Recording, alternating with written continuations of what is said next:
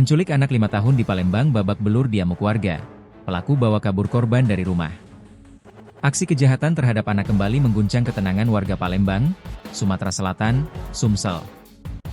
Seorang pria bernama Slamet Riyadi, 34 tahun, menjadi bulan-bulanan warga setelah tertangkap basah saat berusaha menculik seorang bocah berusia 5 tahun berinisial N di kawasan Jalan Wirajaya Veperum, Kecamatan IBI Palembang, Minggu, 27 April 2025, dini hari.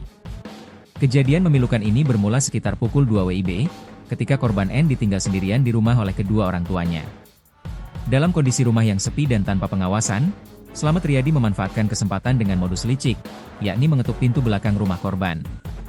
Korban yang ketakutan karena seorang diri akhirnya membuka pintu, tanpa mengetahui bahaya yang mengintainya.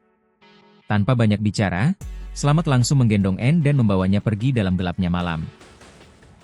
Aksi penculikan ini baru terungkap setelah orang tua korban menyadari anak mereka tidak ada di rumah sekitar pukul 4 WIB dan langsung melakukan pencarian. Berkat kecepatan warga dan aparat setempat, Slamet dan korban berhasil ditemukan di sekitar Puskesmas Talangratu, Kecamatan Ilir Timur I Palembang. Warga yang geram langsung mengamankan Slamet sebelum akhirnya menyerahkannya ke pihak kepolisian. Kejadian ini menjadi pengingat keras akan pentingnya kewaspadaan terhadap anak-anak, terutama di lingkungan yang tanpa aman sekalipun.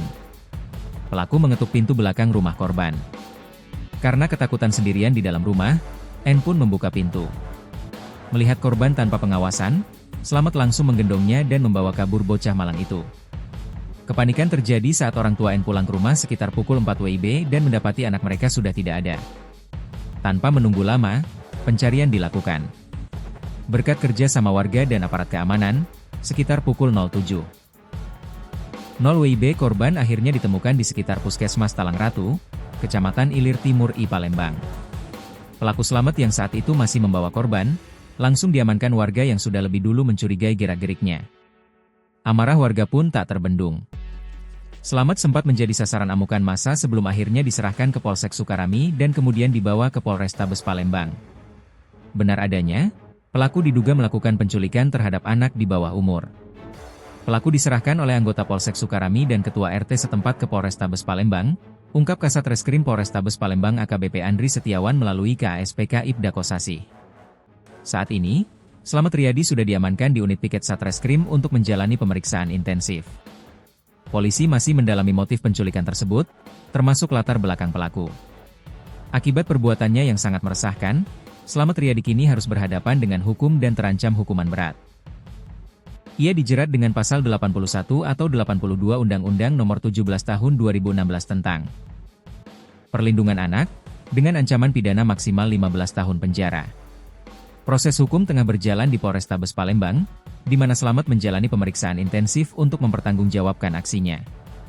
Di hadapan petugas, Slamet tak dapat mengelak. Dengan suara lirih dan penuh penyesalan, ia mengaku bersalah.